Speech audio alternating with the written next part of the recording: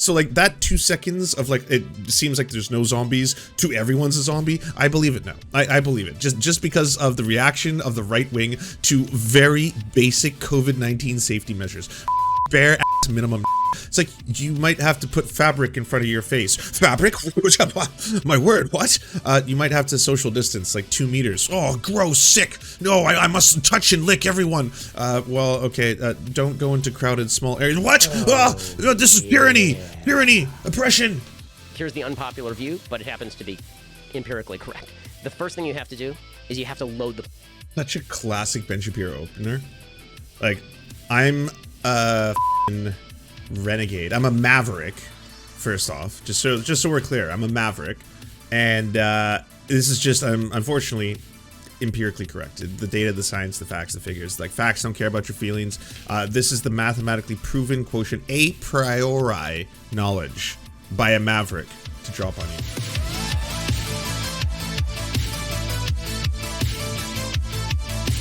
Better be no warm bone in this. Hi! Hey there. Here's some news, and there it goes. Here's some more news, though. Everybody's a fascist but me. Wait, how dare you? No, you're the fascist. Well, why, I oughta. It is you who is the thing I said about you. Anyway, that's the news.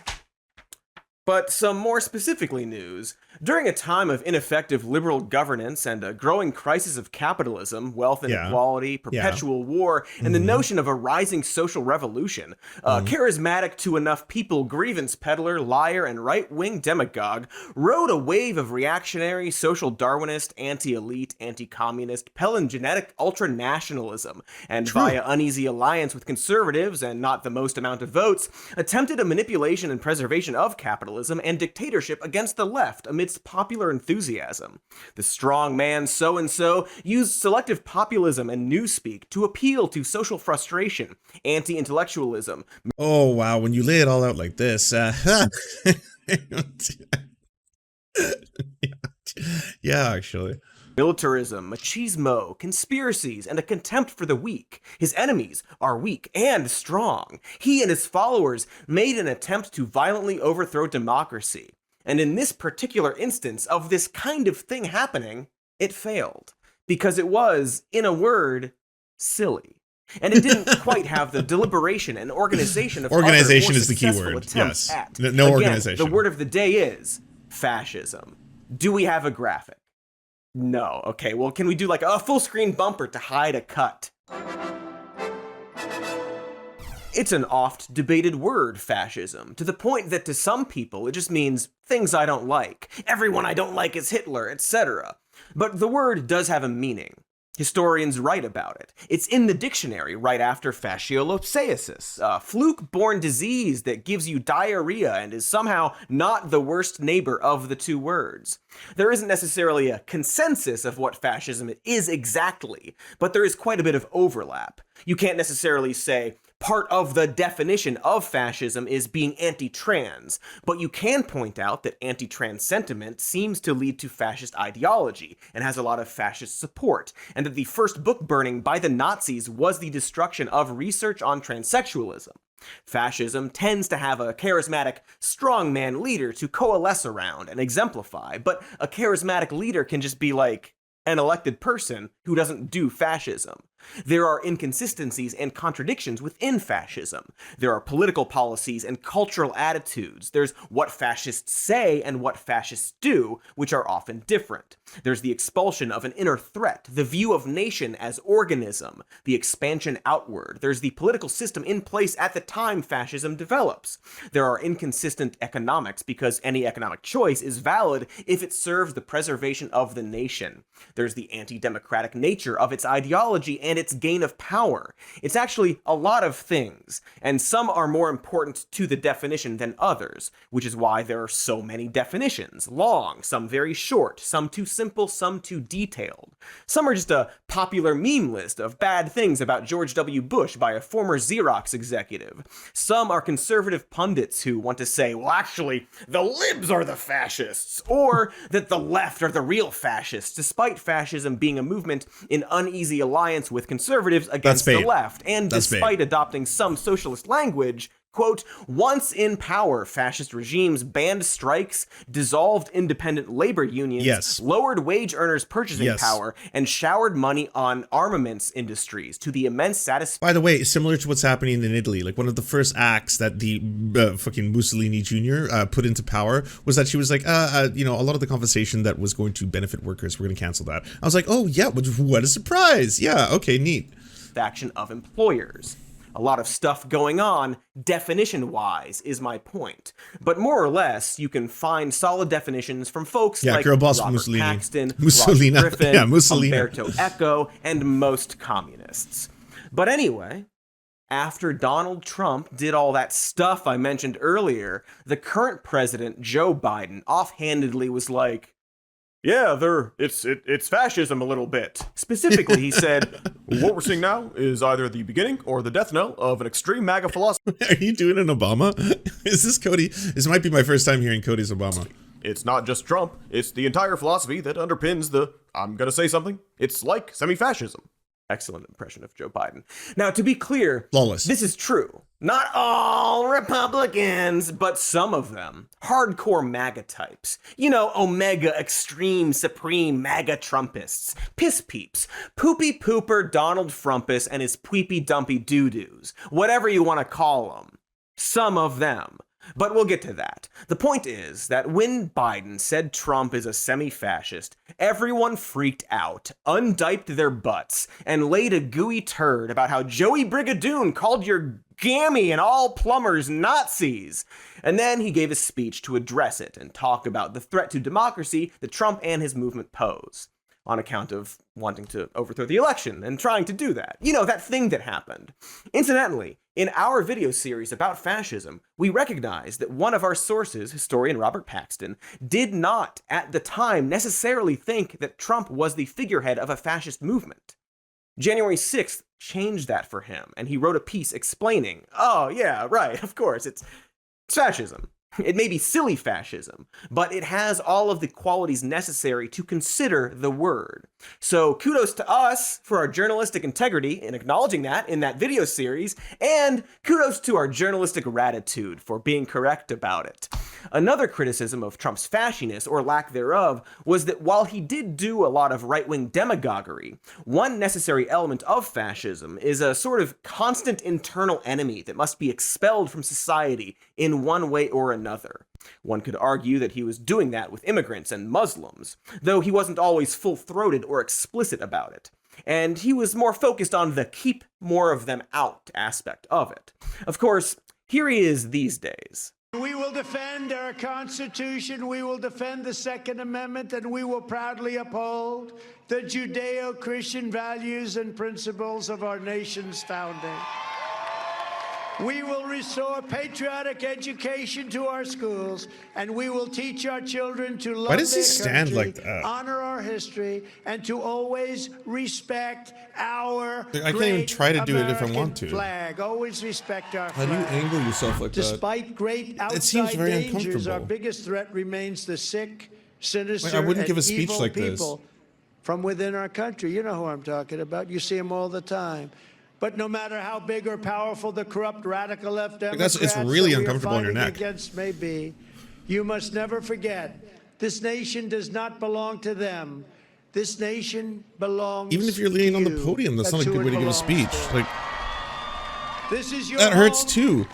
That's This less is your comfortable. I don't know what heritage, he's like. His and bones our are strange. American liberty is your God-given right. It's hard to argue that that's not at least extremely fascist rhetoric. Not just bad rhetoric, but specifically fascist rhetoric. But whatever, we're not necessarily here to nitpick about a definition, even though we've already done that for a few minutes, and that's what the rest of the episode's about. But the point is, when Joe Biden said this true thing about Trumpism, some of the nation flipped out and turded from their undiped bottoms. Were you still especially talking about after his diaper speech about how the last shit? guy tried to overturn the election. I mean, look at him. The guy, he's yelling in front of red. It looks in like a this Duke photo. Nukem scene. Red It's a Duke being Nukem one of the cutscene. country's flag's colors. The others, of course, being blue and white in this other photo. But he's like Hitler. Look at the fists. Those are Hitler fists if I ever seen one. Because actually, no. There's nothing fascist, or even, dare one say, semi-fascist about Donald Trump or any of the people who really like Donald Trump. Because, see, actually, if one were to read this 6-paragraph, but one of them's a single-sentence article by editor emeritus and founder of Wilkes Brothers' The Daily Wire's Ben Shapiro, Biden, the real semi-fascist, sorry to use a headline from the Daily Times instead, but if I go to the Daily Wire's version, I get a pop-up for Daily Wire Plus's My Dinner with Trump, and when I X out of it, it only shows most of the first paragraph, and in order to read the 6th paragraph, but one of them is a single-sentence article, about how Joe Biden's the real semi-fascist, I have to subscribe to Daily Wire Plus, so instead, I'll go to some other free website where the article is syndicated and read it there. Yes, I'm sorry, but it's time to read Ben Shapiro's unbelievably lazy 3rd grader's book report on fascism. But he's the cool kid's philosopher. That's what I was told. Because as Ben, maybe, but probably not, seems to be discovering now, perhaps Trump was a bit fascist all along. But more on that later. Let's get out the red pen and get reading. Okay. This week, President Joe Biden, in search of a new label to pin on his political opponents after the failure of his ultra-MAGA branding, which prompted peals of laughter rather than shudders of horror, landed on a new slur with which to tar those who don't support his agenda. They are, he said, semi-fascists. Okay, so first of all, this sentence is extremely long. Way too long, especially for your first sentence. M dashes and a colon in the first sentence? Get real! Let's fix it.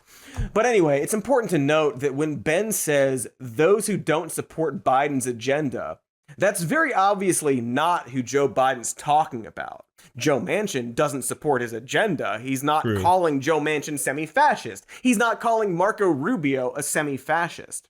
As Biden made clear when he said the words Ben's going to directly quote in a second, Ben explains, speaking with a crowd of Democratic donors in Maryland, Biden reportedly said, "What we're seeing now is either the beginning or the death knell of an extreme MAGA philosophy. It's not just Trump, it's the entire philosophy that underpins the I'm going to say something, it's semi-fascism." For your sake, I'm going to skip a paragraph where he pretends to feel personally slighted by Barack Obama on behalf of farmers or whatever, but would like to point out that during this, one of the 6 paragraphs, but one of them is a single sentence, he describes it as Democrat politicians painting half of Americans as Imagine beneath paying for this contempt. shit. And maybe half of Americans is doing quite a lot of work here, considering Biden specifies that he means Trump's hardcore base and about 1/3 of eligible Americans don't even vote. So maybe painting a small fraction of 1/3 of American adults would be a little more accurate. It's nitpicking, but this essay is half of Ben's grade, so it's still important. Let's get to the juicy, round meat. But that fascism smear is particularly galling coming from Biden the same week in which he even announced, YouTube agreed. without YouTube, any praised them. constitutional authority whatsoever, that he was erasing some $500 billion in student loan debts, the single largest executive action in American history. Single largest by what exactly? Amount of money? Does the Emancipation Proclamation not count as a large executive action? The Manhattan Project was funded through executive order. Is that big enough for you? Are all executive orders fascism? Was Trump's Muslim ban not fascism somehow? Student loan forgiveness, executive order, fascism. Muslim ban, no fascism? What about ones enacted because you're fulfilling a campaign promise after being democratically elected to do that thing? Does that count? And then when the court strikes down Biden's student loan forgiveness as unconstitutional, he's like, well, that's a bummer. I urge you to reconsider. Is that fascism? How are we picking and choosing here? I don't know. Maybe we'll figure it out in the text. Ben further complains, Biden justified that action on the basis of a non-existent COVID-19 emergency. Now, we're not going to get in the weeds about whether or not a COVID-19 emergency existed or was a valid emergency, and I'm sure it won't be relevant in a bit. But if you look at the statement announcing the plan, It very clearly is based on his campaign promise, the negative effects of massive debt and recovery from the pandemic, which objectively caused economic harm to the nation and globe. He has justified similar usurpations on similar grounds. He illegally tasked his occupational safety. You know he's a fucking thesaurus writer. Like, you can just tell. It's people who just sit there with a fucking thesaurus tab on their thing, and before they finish the sentence, they reread it, and like, do I sound intelligent enough? No. Doth I sound intelligence? And oh, this is way better. Safety and Health Administration with forcing vaccines on some 80 million people on the basis of a public health emergency. It's weird that he puts public health emergency in quotes. I wonder if that will be relevant very soon. Also, it's weird that his claim is that the government was illegally forcing vaccines on millions of people. Because actually, in reality, if you didn't want to take the vaccine, you merely had to regularly test for COVID. No forced vax, no holding you down and jabbing you or firing you if you don't take it. Can you imagine Simply if that happened? Vaccine or a COVID test. This is fascism? Is offering a weekly COVID test alternative the same thing as forcing vaccines?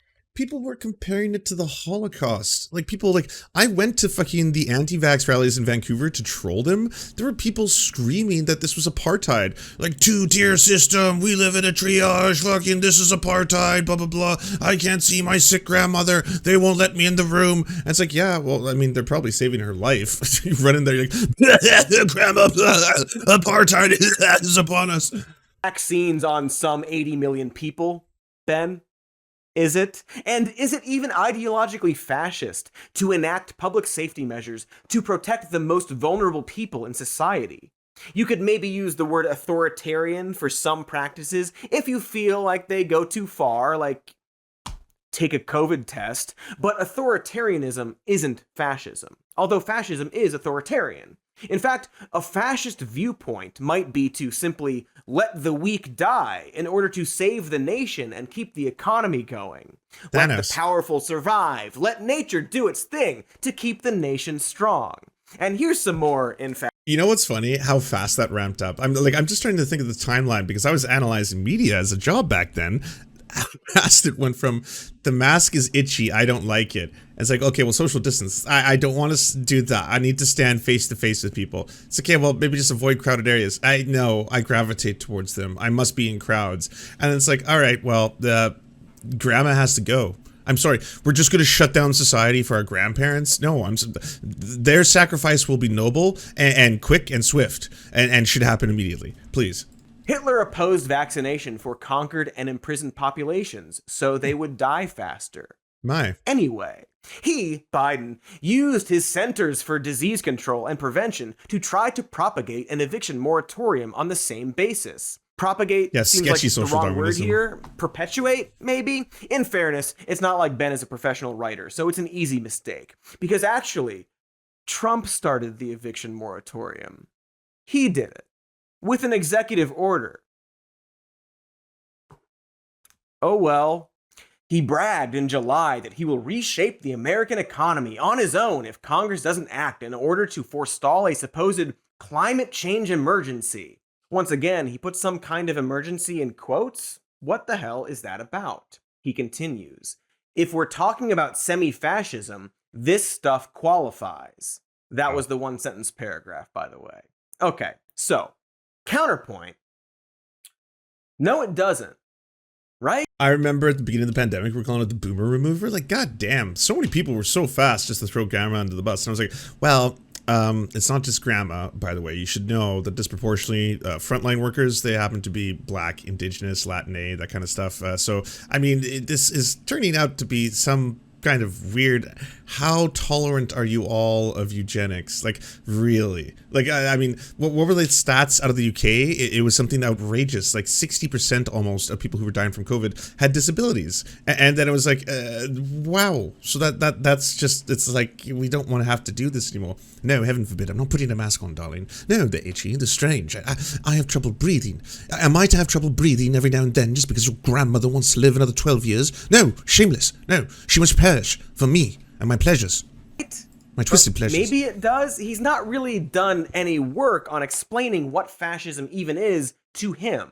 Big red pen on that one so far, in terms of clarity. He seems to think it's just a president using executive orders or exercising executive power. And he named a couple things that Trump did too or first. 10 times the death rate for people with developmental is Trump intellectual actually semi-fascist then? disabilities. Like, to that's Ben? fucked. Are some emergencies more worthy of semi-fascism than others? Originally, some of that might have been justified by an actual emergency. But when the emergency went away, the powers didn't. The emergency Joe went Biden away. is the next step in the semi-fascist progression of American government. Wait a weird. second. There's a video version of this third grade book report with extra stuff, and the video is titled, Joe Biden just called you a semi-fascist, thus further demonstrating how Ben is incapable of framing anything honestly, considering that Biden is very clearly referring to Trump Well, it's specifically over. and a small percentage Don't of think Trump about it. supporters generally. Also, double wait a second. So sometimes dictatorial authoritarian actions are justified if there is a, quote, actual emergency. Whose definition of emergency? Is it Ben's? Should the president check with Ben specifically before he does every executive order? Is that a good system? I wonder what stuff he was even talking about. Let's check. Federal and state governments locking Americans in their homes for up to 2 years. Oh, cool. Another thing that Donald Trump, a non-semi-fascist, did actually. And then Joe Biden, a semi-fascist, didn't do and consistently vocally said he wouldn't do. Also, 2 years? What realm do you live in? Locking... I was like, wait, that happened? America was locked down. I thought America was one of those countries where it got a little bit locked down at the initial area, and then states suddenly were like, states' rights, we don't want to do this. Ah. Then one by one, they're like, blah, blah, blah, blah. Whoa, Florida's just going to the beach. Yo, Florida. Okay. Wow, your numbers are really high, as are your death rates, especially your elderly death rates. Oh my. But yeah, freedom. I mean, freedom ain't free. We know that. People in their homes? Excuse me? It depends on they the state. They were federal guidelines right. recommending people stay home, not lockdowns. Ben, if you're seeing people locked in their homes, you might want to call I'm still someone locked down, about self-imposed. that. Fair enough. I don't think that's normal. Okay, so I'm actually struggling to determine what Ben even thinks this word means. He's only got a couple paragraphs left. Hopefully, he fucking gets to it. He writes, the history... I was gonna say I'm from Florida. We never locked down anything. Like, you know, and by the way, I'm saying this as someone on the opposite end. I'm in Vancouver, and I'm like staring down and just being like, holy shit, that's wild, Florida. They just went for it. It was like, fuck that noise. No, you're not shutting us down. It's fucking... We got places to be, pina coladas to drink. Fascism, after all, does not begin with a dictator simply marching into a nation's capital and seizing total power. This is true. Good job to Ben on this one sentence. You get a sticker. Nice. Fascism, more frequently begins... And we shamed anyone who didn't. Like, at the end of the day, I guess, like, think of all the Florida men that needed to just do Florida man things, too. I mean, you don't want them doing Florida men things at home, so it's probably better if they could just wander free. That's probably easy sell, right? with the destruction of the legislative branch at the hands of centralization of executive power. Adolf Hitler didn't just declare himself dictator. Dictatorial power preceded him in the chancellor's office by several years, dating back to Heinrich Brüning, invoking emergency powers under Article 48 of the Weimar Constitution in 1930. Benito Mussolini came to power under constitutional means in 1922 and didn't consolidate his rule until 1925. Fascism, in other words, is a gradual process, and that process starts with executive branch actors accreting authority they were never given. What he means to be saying is that fascism taking hold can be a gradual process, but the mechanisms and processes by which fascism takes power are not themselves the definition of fascism. Right? Like if people vote for representatives to give a president more power, and those representatives vote to give a president more power, are those representatives fascists? Maybe, but definitely, probably not. Would Ben call the authorization for use of military force of 2001 fascist? I probably would, but he wouldn't. Would he call Barbara Lee, who voted against it, a brave anti-fascist? No, he wouldn't. But if the specific power given isn't fascist in nature, the idea that fascism is using a constitution to give emergency power, or simply a president exerting power, it's a bit absurd. Again, maybe authoritarian works in some cases, but I don't think that Ben Shapiro would be sitting around watching Attack of the Clones, which I assume is his second. No, I don't favorite think he's Star War self-aware that behind he's a Rise of villain. Skywalker. I think he thinks he's a watching hero. the scene where Jar Jar Binks votes to give Chancellor Palpatine emergency powers and thinking, "Wow, look at that fascist Jar Jar Binks." Again, it's absurd. So let's finish this awful short article / essay. Because our political discourse has devolved into middle school histrionics, everyone I don't like is Hitler. Okay, actually, I'm gonna have to stop you right there, Ben, who once wrote about Barack Obama. So the first sentence he had said middle school name calling, and then he was like, no. What else can we use here? It needs to sound more intelligent. Histrionics. There we have it. Yes. Obama's fascist State of the Union, which eventually resulted in this delightful exchange. Again, it was your description of the State of the Union address in Oh, 2012. I love this. This whole video gives me life. The wording of President Trump's 2012 address was bad and wrong. That's all. There are plenty of things that are bad and wrong, but it doesn't make them fascist. Well, I suppose that's true. Okay, taking that sticker back, Ben. So maybe we shouldn't actually be listening to this guy. But we're so close to the end of this article, which concludes, because our political discourse has devolved into middle school histrionics, everyone I don't like is Hitler, we fail to notice the gradual slide into tyranny, ignoring it on behalf of spectacular headlines and reactionary rhetoric. Standing up to that process. I still can't believe we thought semi-fascism. Andrew Neil was a leftist. That whole sequence is a good example of how far like right-wing reactionaries are in the US versus, say, a conservative in Britain, where, like, you know, Ben Shapiro was trying to pass the whole thing. I was like, oh, blah, blah, blah, you're part of the liberal media, that's why you're setting me up, all this kind of stuff. And it's like, excuse me, sir, many things one could call me, but certainly not a liberal. I'm deeply touched by Margaret Thatcher and what she did in her time. I was a large fan of the Iron Lady. How dare you say such things, sir? It's the opposite. So this is a weird way to frame this, because it seems to be saying that Ben is not a semi-fascist. He's the opposite. An anti-semi-fascist. Anti-Semifa. But this article is supposed to be about how Trump's not a semi-fascist and Biden's the real semi-fascist. So what are you doing here, Ben? Nobody invited you. Do you think that Trump and MAGA are standing up to the expansion of executive power? The guy who said, "I alone can fix it," and the people who literally... How do you guys listen to Cody? Sarcastic is one of being stuff obnoxious. I guess it's a personal taste thing. It's like humor is subjective, right? I know, I love It's Always Sunny. I show it to some people and they're like, I don't get this, Lance. These are just awful, horrible people. Why would I watch this? I was like, well, they're awful, horrible people, but it's self-aware that they're awful. It's kind of like, just watch how awful they can be. And then it's like, why would I want to see that? There's enough awful people in the world, Lance. I don't want to watch more awful people be awful for comedy alone. And then you're like, okay, well, I find it funny. Stormed the Capitol to overturn the election for... No, you don't, Roller, you don't have to ban SV Aaron. SV Aaron did nothing wrong. You're totally allowed to be like, I don't like the person you were watching. That's not a bannable offense. You can say that they're annoying. They're God King.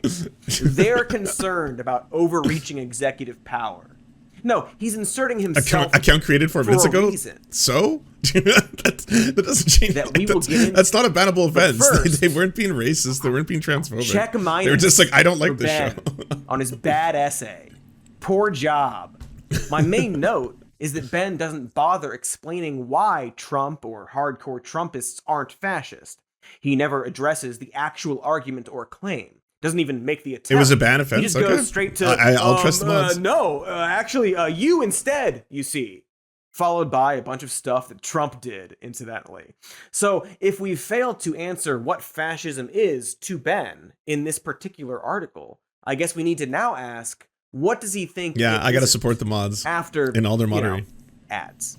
Pretty fascist of us to run these ads right now, eh? Oh, speaking of ads. Hey, if you wanna support the show, obviously go buy their products and ads, but also go support some more news. You know where to find some more news. It's you can hit subscribe, go over there, and if you're not subscribed, hit subscribe, support them. Make sure you get Warmbo, a nice warm place for Christmas. Instead, you see, it's not actually what I would try. I'm not a big Warmbo Trump did, incidentally. So if we fail to answer, we have another article from him. The fascists aren't fascists. They're threats to the left, which doesn't like competition. Of course, one could be a fascist and a threat to the left. In fact, it's a pretty common thing for fascists to be direct threats to the left. It's part of their whole thing. But maybe Ben is smart and reasonable about this in this one. Time to get out the old red pen and hopefully not have to use it. This week, Italy prepared to welcome a new prime minister, 45-year-old This is like yet another Giorgia Ben Meloni, Shapiro essay. leader of the Goddamn. right-wing Brothers of Italy party since 2014. Meloni is a populist We conservative were just talking about on issues Meloni. ranging from marriage to immigration. She is a nationalist by philosophy and combatively passionate by temperament. So right off the bat, Shapiro seems to be describing an aggressive nationalist who is a populist conservative regarding marriage and immigration and other topics. He mentions her party, Brothers of Italy, which is a right-wing offshoot of the literal neo-fascist party, the Italian Social Movement. He does not mention the party's history, so I guess we won't get into that and won't circle back to it soon. Lance got the Juniper quote tweet. Respect. What's the Juniper quote tweet? A clip of a speech Meloni gave at the World Congress of Families in 2019 has now gone viral with American conservatives. She explained, "Why is the family an enemy? Why is the family so frightening? There is a single answer to all of these questions. Because it defines us. Because it is our identity. Because everything that defines us is now an enemy for those who would like us to no longer have an identity and to simply be." Oh, Juniper has a Twitter account? Oh, me and Juniper are friends. I wonder what for. We laugh. The other day, Juniper was talking about how Stephen King was losing his mind over Goblin mode. He called it like, "I'm gonna go Goblin," and I was like, "That's really funny." And then I was like, I think Gremlins are gonna have their due. Since being charged with a hate crime, the club's used shooters' lawyers using he/him pronouns to refer to him in the hearing. They are no longer claiming non-binary as the identity. The experience of the shooter saying that he's non-binary will stick with me. Right-wingers almost did a sort of victory lap. They accused any of us of correctly stating he's non-binary and using he/him instead of doing transphobia. They were giddy doing this. That's how much they hate us. I will retweet this, absolutely. And they were doing it, by the way, the thing that pissed me off so much about this is they were doing this with a fucking middle finger. It's not in good faith. It's like, oh, you gotta use they, them pronouns. Yeah, you have to do it. I won't, but like you did this. This is this is the rules you set. And like everyone's like, yeah, I have absolutely no problem. I'm not a fucking 5-year-old child. I know how to switch between pronouns. It's incredibly easy. Try it sometime. But yeah, I'll refer to them as they, them. That doesn't change anything of what just happened. That doesn't change that this can't be motivated by anti-LGBTQ plus hate. Doesn't matter if they're non-binary. Did you think that was a win? Like, so fucking weird. Now, I'm not going to parse through this whole quote, actually, partly because if you hear it, you hear it. And if you don't, you won't. Also, it's boring and incoherent. An anti-identity politics woman is lamenting her people's lack of identity, claiming there is an attack on family when nobody wants to destroy the family, and in fact, if anything, they want to expand the family. And in fact, in Biden's semi-fascist statement about student loan forgiveness, he literally says he wants to make the student loan system more manageable for working families. So whatever, fear-mongering, God, country, family, etc., whatever. This speech, according to much of the media, represented an indicator of incipient fascism in the land of Benito Mussolini.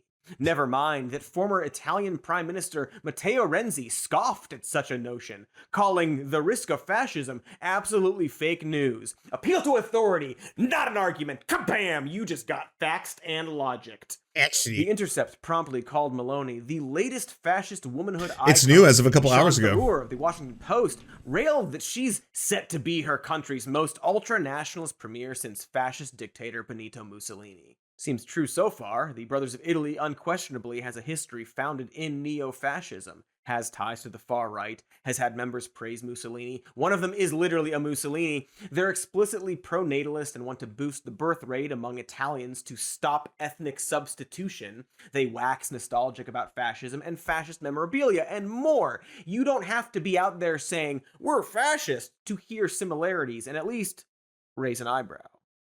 Or the other one. Whichever one.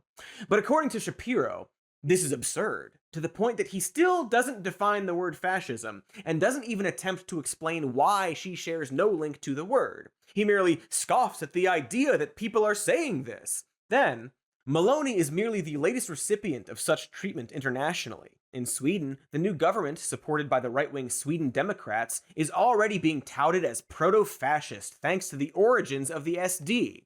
Before we move on, just Too many commas, man. I know you're still learning, but it easily could have been, in Sweden, 1 comma. The new government is supported by the right-wing Sweden Democrats and already being touted as proto-fascist thanks to the origins of the SD. Much cleaner, just a little red pen for you. I notice you also don't elaborate beyond the phrase, thanks to the origins of the SD. So I guess you could explain to readers what that is for context, you know, to help them. Otherwise, it seems like you're just breezing past something that might be informative.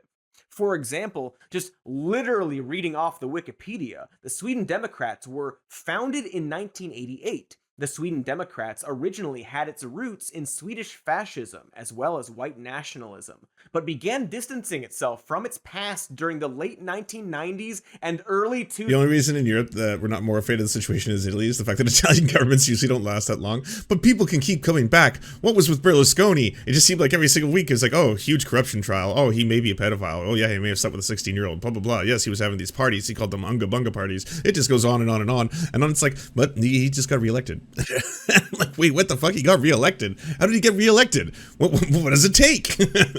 Thousands. Under the leadership of Jimmy Akesson since 2005, You really want to ban people for saying they like Tulsi Gabbard? Oh my god, Mr. Raw Garlic, you are showing your ass. Tulsi Gabbard is a massive ass transphobe. She has gone off the deep end. There is no more like, well, she's anti-war even though she fucking loves torture and gets off to torture. At this point, it's fucking, no, she is aligning herself with Matt Walsh, the most extreme fucking, he's an extremist. You can't treat Matt Walsh just like a casual pundit on the right. He's saying the worst possible shit, holding rallies, getting fucking hospitals bomb threats. That shit is incredibly serious.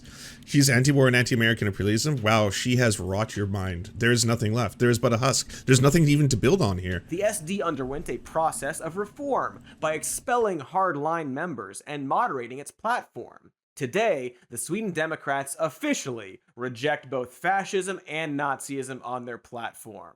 So that's good that they're doing that.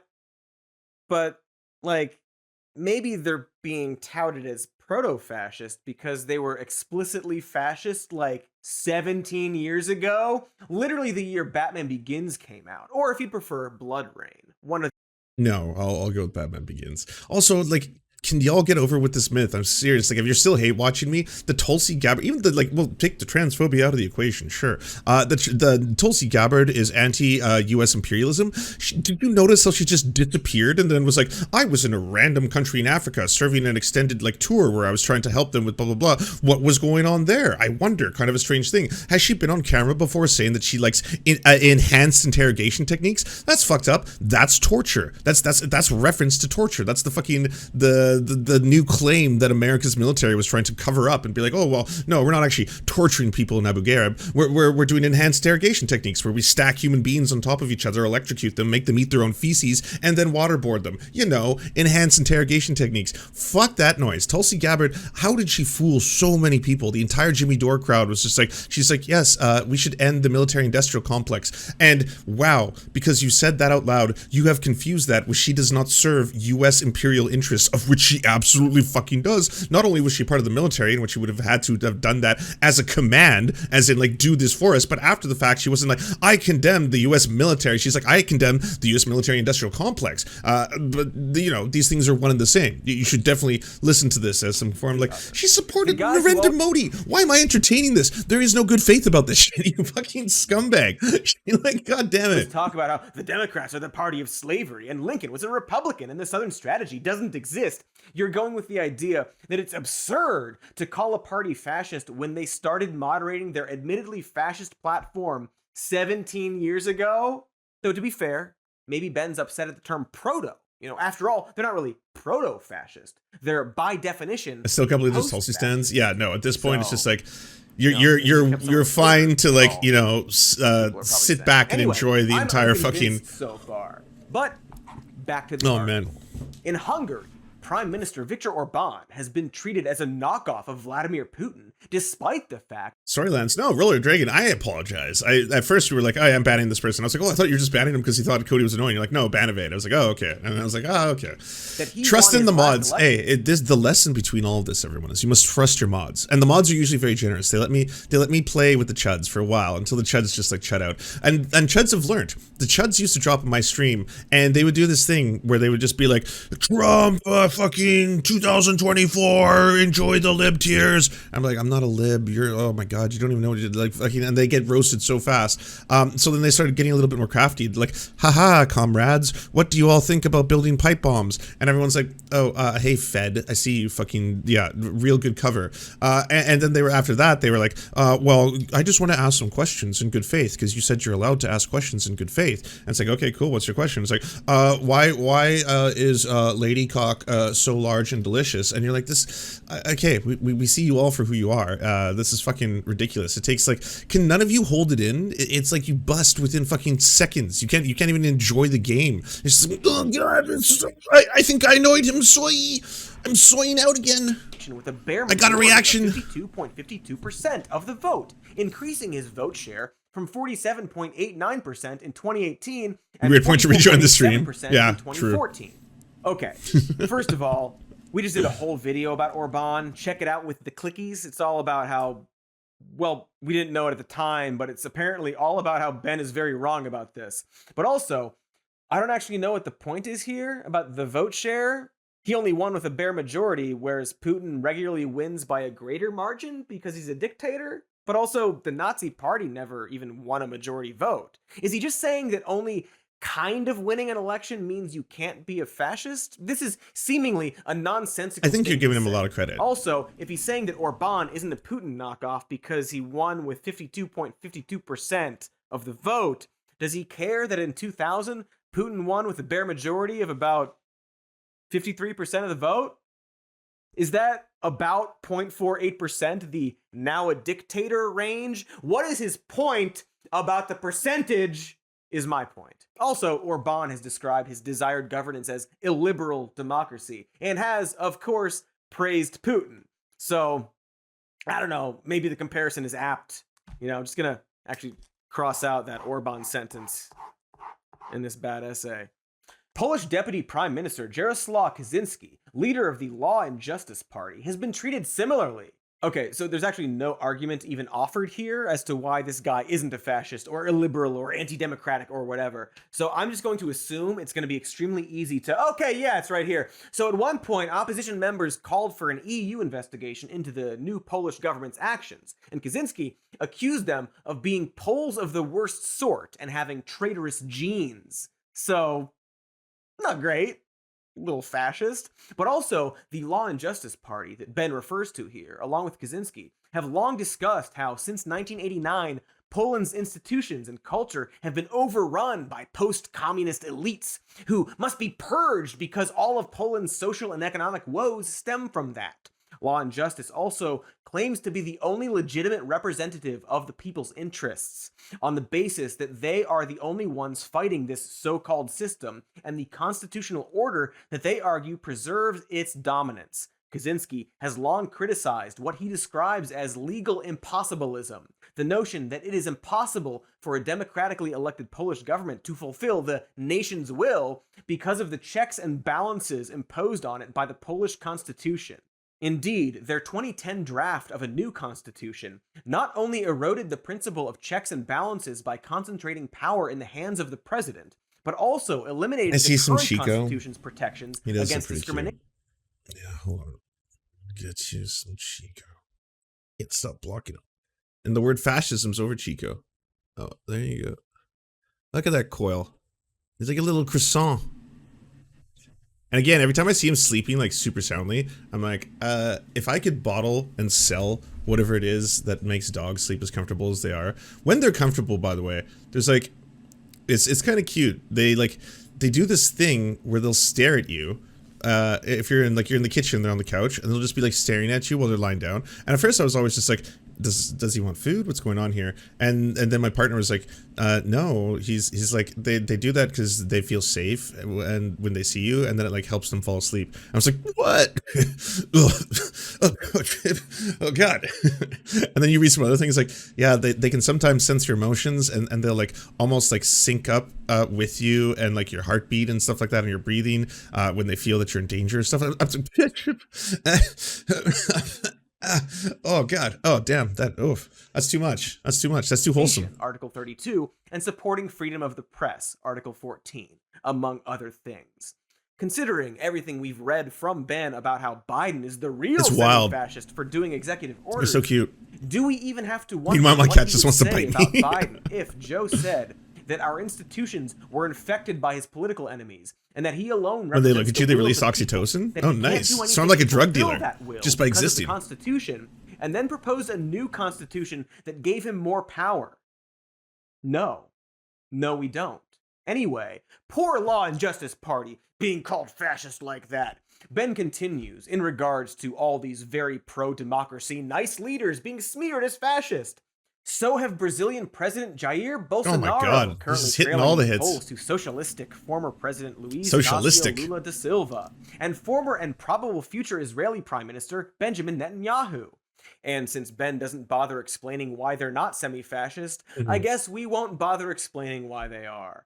Also, there he is, again, bringing up percentage of support for some reason. Still not sure what your point is about that. Anyway, what precisely is the common thread linking these disparate politicians across a wide variety of countries? After all, none of these politicians are remotely like Vladimir Putin or Xi Jinping. None of them preside over authoritarian states. Okay, again, Orban has praised Putin, so like, what are you talking about? But also, does one need to preside over an authoritarian state in order to be an authoritarian or to have fascist or anti-democratic ideals? If you hate your constitution and want to get rid of it so you can enact the nation's will and are elected, do you suddenly no longer think those things? Was Russia not an authoritarian state? Then Putin was elected, and it was. Then briefly not from 2008 to 2012, then authoritarian again. It's unclear. But what is clear? In fact, left-wing politicians have engaged in far more intrusive anti-democratic measures over the past 2 years, from lockdowns to unilateral centralization of executive power. And here we are again talking about expansion and centralization of executive power as if it's an exclusively left-wing Democrat thing.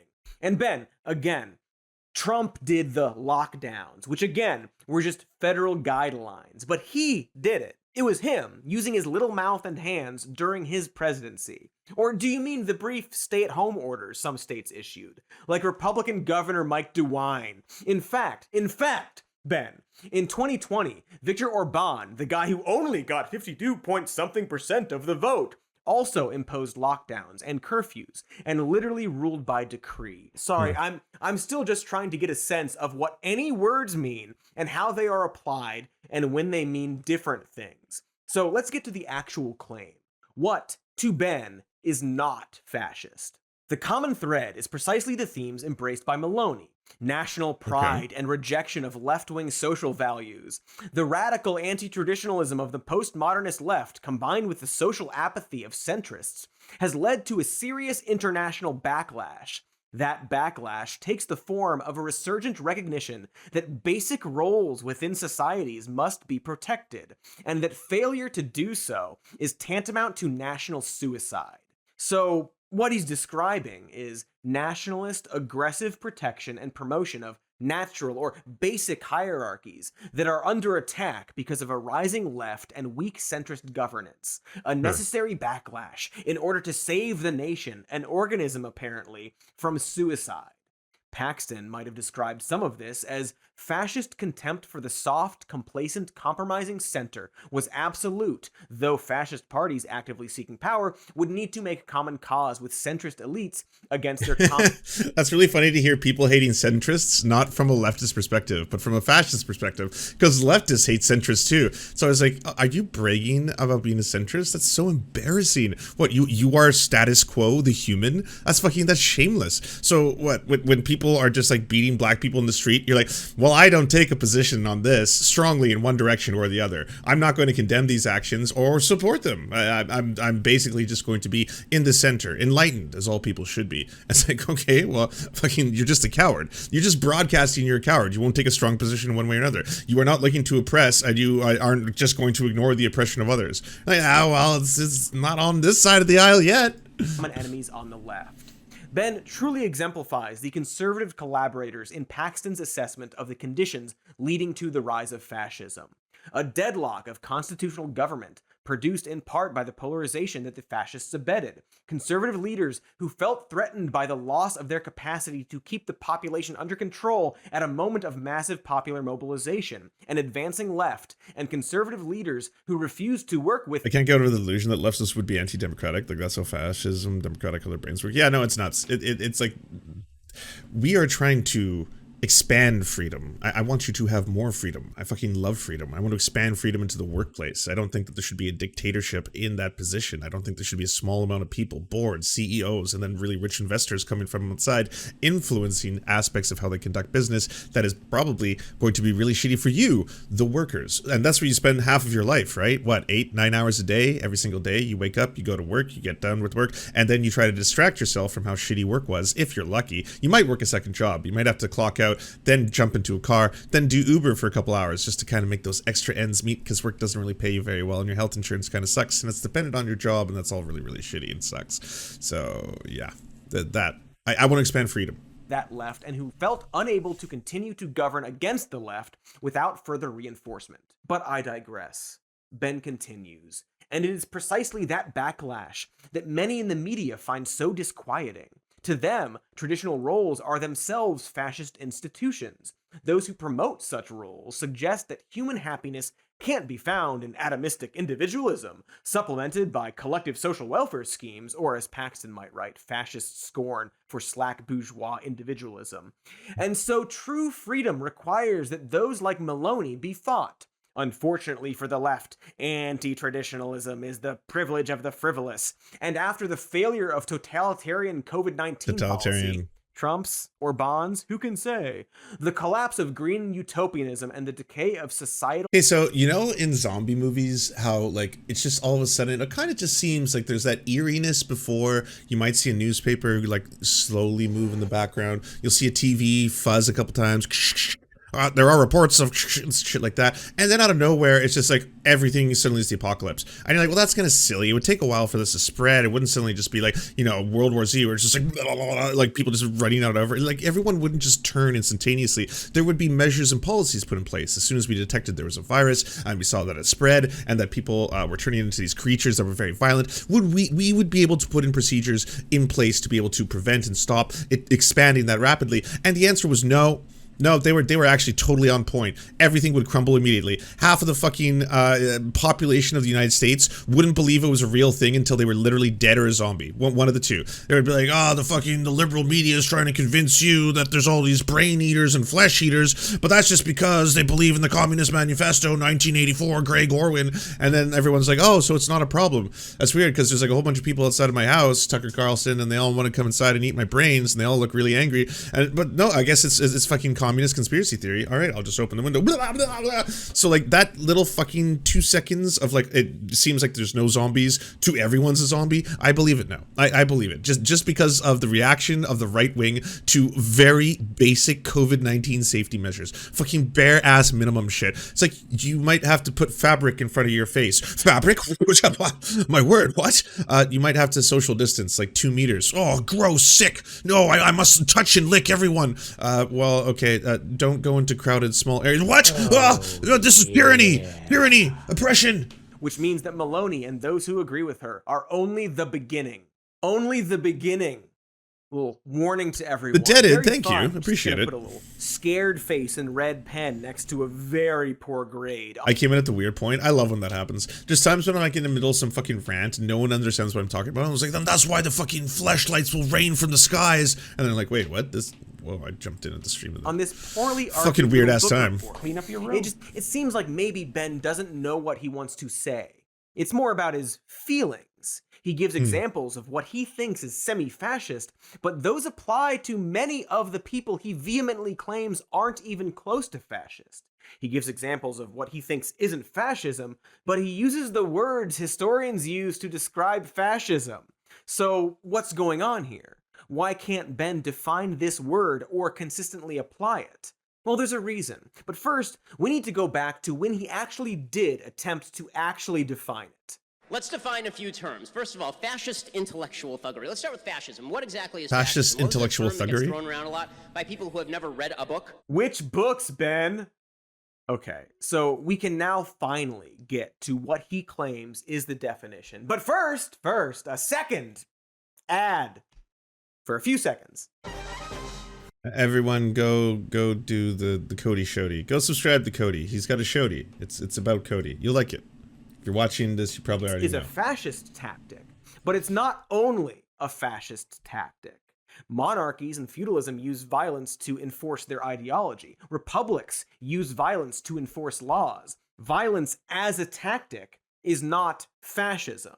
No historian or honest user of words would claim that. Was the American Revolution an effort to overthrow a monarchy? Donkey 1205, thank you for the prime. Representational democracy. I appreciate you. Fascism? Was the Civil War fascism? Before, of course, Abraham Lincoln's fascist Emancipation Proclamation. Is Ben against forcing migrants to leave the country because guns are involved? Fascism? Ben claims to be a libertarian, but wants strong borders enforced by the government that uses the power of the gun. See, he likes that part. If Congress made laws that were fascist or overreaching, or if people voted on expelling internal threats and building a wall, or, let's say, illegally occupying another territory, would you not call it fascist because there was no violence to make it into law? Well, no, because even if the law wasn't an inherently violent one, I mean, how do you expel people without violence or the threat of violence? There is still the implication of violence because it's a law. Laws in countries with law enforcement imply violence. Our society right now is built on the threat of violence. If you break the law, or even if you don't in some cases, you will be dealt with by law enforcement. Perhaps they will attempt to arrest you. If you resist arrest, you'll get the baton, or more likely, the gun. Because let's face it, the baton is honestly, it's just too much physical work for most cops. Here's a video of a blind man being approached by the police, who mistook his blind man's walking cane for a gun. And eventually, they arrest him for being rude. If he resisted arrest, he'd be bruised, or maybe dead if he were particularly tan that day. Point is, there are countless videos like this, and I guarantee you every video of police brutality or abuse that Ben sees is met with, well, just don't resist arrest. The word fascist would never... Okay, so you know how there's the Apu meme to make fun of Elon Musk fans? It really bugs them, and apparently in like Elon Musk like servers and stuff, they've been trying desperately to find the antidote. I've seen a handful of attempts, and it's really funny because like I know it's the left can't meme, but the right really can't meme. This one's amazing. Elon Musk, hard work and innovation, thousands of people who are just jealous of Elon Musk, the greatest threats facing all mankind. Never cross his lips when talking about a cop. Amazing. He can't. His brain would short circuit because much like other aspects of fascism, Ben likes them. He doesn't like them when they affect him, but he likes them. That's one of the big reasons he can't actually define this word honestly or confront it. If he did, he would have to admit that he likes some of it. If you hear a historian describe elements of lots fascism, of text. At least half of it would be appealing to him. We've seen that today. He could use real definitions and label... It's pretty funny. Apu meme funny, but if you consider... They say lefty memes. Lefty memes, okay, to be fair, lefty memes do have too much text. I've been guilty of that before. I've seen them before too, where someone's just like, hey, knock knock, who's there? Can I explain the labor theory of value, how someone exploits your labor if they take this? In fact, if we were to look at midgets, we can talk about the surplus value that comes from your labor and how your boss will most likely... And then they're just like, no, god damn it, no. It's not gonna convert people. This is gonna America, circle as we jerk live here, lefties who already are on because board of with this Trump, shit. has fascist elements. Long history of fascism America has. And we live in a time of acceptance of perpetual war, rampant propaganda, the co-opting of social revolutionist language in order to protect capital. Indeed, one of the shorter definitions of fascism is simply imperialism turned inward. And again, even Biden could be criticized for some of this stuff. But things like hyperfunding the police in response to social revolution are things Ben likes. He loves the police and sending them to do violence. Here is his solution to the problem of fatherless children in poor, crime-ridden neighborhoods. If Ben Shapiro is the king of the world, how do you fix Baltimore? How do you fix Detroit? How do you fix the south side of Chicago? Okay, so here's the unpopular view, but it happens to be empirically correct. The first thing you have to do is you have to load the... Such a classic Ben Shapiro opener. Like, I'm a fucking renegade. I'm a maverick, first off. Just so we're clear, I'm a maverick. And this is just, unfortunately, empirically correct. The data, the science, the facts, the figures. Like, facts don't care about your feelings. This is the mathematically proven quotient a priori knowledge by a maverick to drop on you. Place with police. You got to load the place with police because you have to stop crime. Once you stop crime, then businesses are happy to invest in those areas. You're not going to get businesses to invest in those areas and provide jobs unless the crime is gone. He likes it. He likes the point of a gun. He likes the preservation. By the way, the second part, you've just described gentrification. It's like, oh, it seems like people are a little less wary about investing in this area. So, yeah, a whole bunch of people are investing, shops are opening up, and yeah, now they can exploit all the people who live there as labor. That's a great system. Amazing. Of our national myths, the gleeful and often cruel destruction of the left, the preservation of natural hierarchies and capitalism at all cost, the demonization of minority culture as the cause of societal ills. But like I said, Ben also frames himself as a libertarian. He just wants limited government and maximum freedom, man, plus reinforcing natural hierarchy and tradition and banning gay marriage and stuff like that. But whatever. Because see, his libertarianism only goes so far, and he's very choosy about it.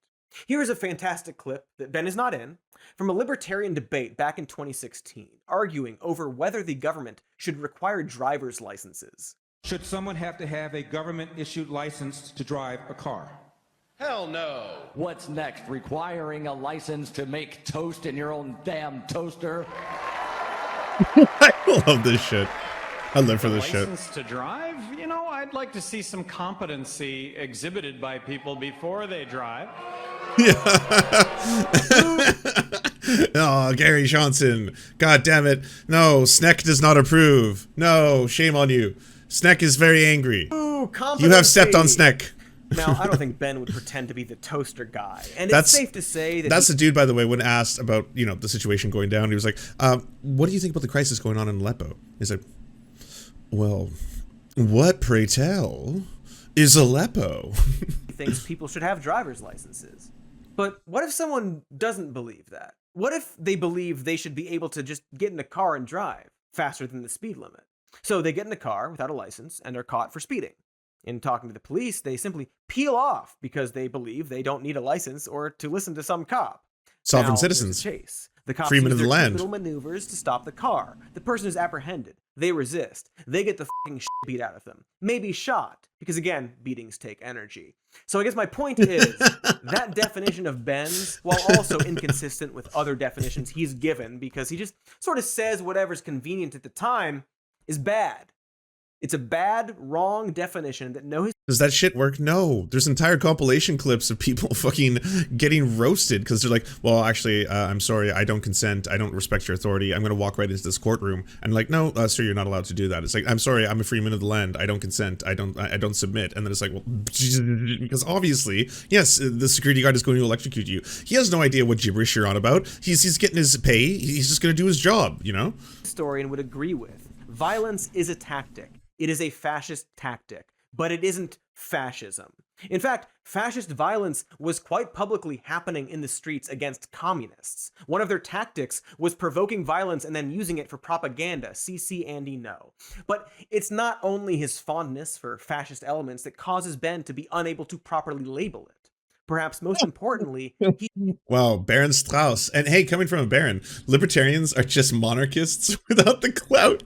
That's fucking good. Bravo. For a first-time chatter, you have come in hot. You have come into the party hot. He can't properly label fascism because he knows. A lot of it's driven by this kind of nationalism without ideological roots, without kind of constitutionally philosophical roots. It's a nationalism that's almost reactionary to the perception that President Obama doesn't like the country very much or wants to weaken the country, and here comes Trump and he says, I'm going to make the country strong and great again, and people sort of resonate to that. And then finally, I think that it's a reaction to, there's sort of the anti-establishment, there's the pro-America sentiment, and then finally there's the sort of anti-elite movement that Trump tries to represent. See, I lied earlier. His fascism is a synonym for violence definition wasn't his first attempt. This moment from late 2016 features Ben lamenting the rise of Trump.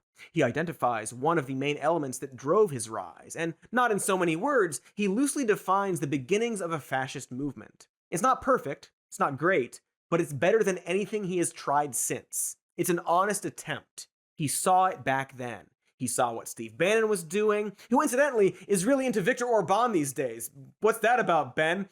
He tried to cover for his friends like Milo back in the day, but it was always there. It's probably their opposition to race mixing. That's probably what Steve Bannon likes. And he bit his tongue. And now he's seeing it more and more again. From his employee Candace, if Hitler just wanted to make Germany great and have things run, well, okay, fine. The problem is he had dreams outside of Germany, Owens, to her good friend Kanye, too much anti-Semitic garbage to fit here west. Ben has been very outspoken about Kanye's anti-Semitism, going so far as to use the word Nazi. Incidentally, here is Ben like a month ago talking about West's rhetoric right before he finally went full Nazi. I really don't care about people's responses. I perform for an audience of one, and that's God. Wow, I mean, frankly, that sounds fantastic. Frankly, Kanye sounds much more sane than virtually everybody else in public life. See, Ben kind of seems to love everything Nazis say up until they threaten him. All of West's rhetoric was gobbled. It's low-hanging fruit, but part of me really feels like just editing some of Ye's moments from fucking his appearance on InfoWars and then cutting to that, because I could do it so easily.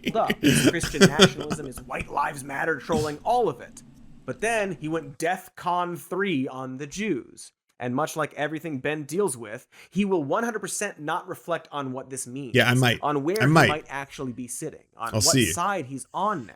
Because incidentally, that clip was in response to Kanye's appearance on Tucker Carlson, who framed his interview with Ye as a sort of proof that everything was fine, and Ye is reasonable, and makes perfect sense, and is fine and good.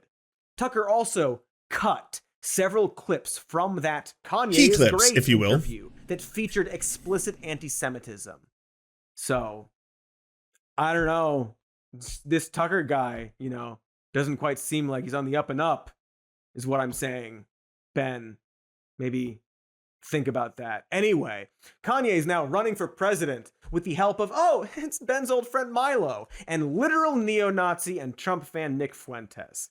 Fuentes has even harassed specifically Ben Shapiro in public while he was with his kids and wife.